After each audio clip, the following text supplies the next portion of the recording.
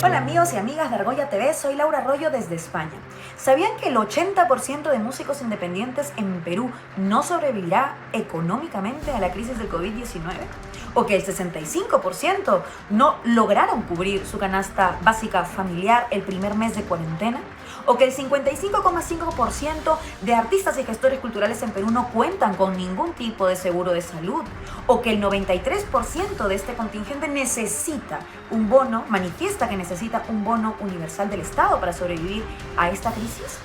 Estos datos que les he contado, datos preocupantes, son resultado de encuestas que han realizado algunas organizaciones como la Asociación Peruana de Managers Musicales o la Red de Creadores y Gestores Culturales del Perú, que están realizando estas encuestas para poder recibir data importante sobre cómo la está pasando y cómo lo está sobreviviendo en el sector cultura peruano actualmente esta situación de crisis. Data necesaria que además no existe de manera oficial y llegaremos a ese punto. ¿Ustedes se imaginan lo que sería sobrevivir esta cuarentena, estos días largos de confinamiento sin cultura? Yo confieso, por ejemplo, que todos los días, 1, 2 o 3 horas al día, estoy consumiendo, aunque no me gusta mucho esa palabra, disfrutando, digamos mejor, diferentes manifestaciones artísticas. Leo un libro, veo una película, veo un capítulo de una serie, escucho música, etcétera, etcétera, etcétera. Y sé que para poder disfrutar de estas manifestaciones artísticas, detrás hay una cadena larga de trabajadores y trabajadoras. Por eso es importante garantizarles derechos laborales, suelo de ingresos y que puedan sobrevivir estos días de crisis donde las medidas de confinamiento y de distanciamiento social necesarias para evitar que siga aumentando la curva de contagios en buena cuenta han hecho que el sector cultura se encuentre en una abierta emergencia cultural. Abierta, evidente y preocupante. Hay esta idea de que las artes o el sector cultura es simplemente las bellas artes. Y nos olvidamos detrás, por eso les digo, de los trabajadores y las trabajadoras que hacen posible estas expresiones artísticas. Y para mí es muy importante hablar de trabajadores y trabajadoras porque esta idea de que es bellas artes, este elitismo cultural, evitar hablar de los trabajadores y las trabajadoras y solo hablar de la obra y de determinadas obras además, es básicamente lo que sostiene algunos discursos francamente absurdos. Esto es lo que hace que una misma persona pueda un día decir que está en contra de que las empleadas del hogar puedan contar con un contrato formal y con derechos laborales, pero sí pueda decir que con el sector cultural hay que echarle una mano, obviando que es exactamente lo mismo, que son trabajadores y trabajadoras, que por su trabajo tienen derechos y merecen reconocimientos legales mínimos. Tan sencillo como eso. Frente a esta concepción de elitismo cultural, prefiero yo hablar de democracia cultural y por supuesto trascender las ideas de industrias culturales o de empresas culturales y hablar de los procesos culturales. El sector cultura es fundamental por eso, porque pone en valor lo colectivo, el trabajo en común, el bien común, el espacio de encuentro entre diversos y diversas, entre todos y todas, y sus resultados surgen de esa puesta en común. Por eso el sector cultura es fundamental en la construcción de identidad de los países. Esto no va, repito, de determinadas manifestaciones artísticas, como sugiere una visión elitista de la cultura que piensa antes solamente en la ópera o en la música clásica o en la gran obra de teatro mainstream, pero no está pensando en todos los procesos culturales que tienen diversas expresiones artísticas, sobre todo en países tan ricos culturalmente como el Perú, que es mucho más amplio que esa visión tan cerradita de lo que es la cultura. Y esto es clave porque mientras no se entienda la cultura dentro de esa amplitud, dentro de esa diversidad y repito, dentro de esa multiplicidad de procesos culturales, no seremos capaces de darle el valor que tiene. Y esto empieza, claro que sí, en la política y por el gobierno, pero no solamente este gobierno de Vizcarra, sino todos los gobiernos que han venido antes. En julio de este año el Ministerio de Cultura cumple 10 años, una década de tener un Ministerio de Cultura y sin embargo hasta la fecha, como les digo, no hay un registro oficial, un censo oficial de artistas y creadores del Perú. No existe. ¿Cómo es posible entonces en una emergencia como la que vivimos, por poner un ejemplo, ¿no?, saber datos sobre cuánto está afectando en el sector cultura esta emergencia, cuántos cuentan con seguro de salud, cuántos viven exclusivamente del trabajo cultural y por tanto ahora se encuentran en amplitud de riesgo, cuántos son vulnerables, etcétera, etcétera, etcétera. Cómo focalizar medidas para el sector si no tienes ningún registro. Esto nos hace preguntarnos si en verdad el sector cultura está teniendo la importancia dentro del Ejecutivo que debería tener, importancia política. Dentro del marco de las facultades que otorgó el Legislativo al Ejecutivo por un lapso de 45 días, se incluye el área de promoción cultural. Sabemos que el Ministerio de Cultura presentó un decreto de urgencia, lo sometió a debate en un Consejo de Ministros, pero no tenemos idea ni de qué contenía, ni de qué pasó con ese decreto. ¿Dónde están las medidas otorgadas al sector cultural? No existen. Silencio absoluto, no sabemos absolutamente nada de esto. Claramente los grupos culturales han declarado en emergencia y estoy muy de acuerdo con ellos y con ellas porque es la verdad.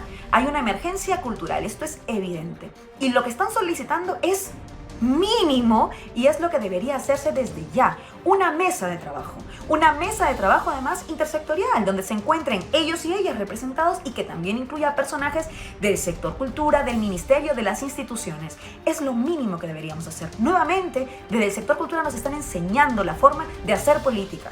Hacerlo desde lo colectivo, desde los consensos, desde el trabajo entre todos y todas, desde el diálogo, desde el acuerdo, desde el compromiso. Esa es la forma de hacer política y la cultura nos está enseñando el camino. Pero repito, el tema del sector cultural es clave y fundamental. Y hay quienes desde la visión elitista de la cultura creen que la cultura es un bien prescindible. Es un sector no esencial, no es urgente en una emergencia, no es tu primera línea de prioridad. Y ojo porque esta visión obvia el carácter esencial del sector cultural, del sector culturas, como me gusta a mí llamarlo. No puede ser, o sea, no lo digo yo, no puede ser que en el plan de reactivación económica cultura no ha sido mencionada en ningún momento y que además se considera hacia el final, la última de las fases, como una concepción de entretenimiento. Cultura no es exclusivamente entretenimiento y no es exclusivamente recreacional. El sector cultura es mucho más de fondo. Esa visión de recreación y de entretenimiento exclusiva tiene que ver con una concepción elitista de la cultura que además mantiene el elitismo cultural en lugar de entender que la cultura es para todos y para todas, es democrática. Democratizar cultura es fundamental y hacer cultura es hacer política, porque en buena cuenta es construir identidad y construir un país. El sector cultural reflexiona sobre lo que somos, reflexiona sobre nosotros, sobre el mundo en el que estamos viviendo, lo cuestiona y por lo mismo lo construye. Ahora que está tan de moda el debate, el falso debate de grupos de poder en el Perú, porque claro que hay grupos de poder, claro que hay a quienes les conviene que se mantenga una visión elitista del sector cultural, pues así es un bien que solo pueden consumir algunos y algunas, los mismos poquitos y poquitas de siempre, cuando en realidad es algo mucho más amplio. A estos grupos de poder no les conviene que el sector cultural sea entendido como lo que es, neurálgico en la construcción de la identidad de un país, mejor dicho, las identidades de un país. A estos mismos grupos de poder no les conviene que se reflexione sobre cómo es el statu quo de un país, que se cuestione, como hacen, por ejemplo, cada obra de teatro de los Yuyashkani o cada libro y película que nos habla sobre nosotros mismos, nuestros momentos duros, nuestros dolores colectivos, nuestros traumas como el conflicto armado interno, etcétera, etcétera, etcétera. Es la única forma de construir país. El sector cultura hace esto posible. No hay reactivación económica posible que no pase por incluir el sector cultural.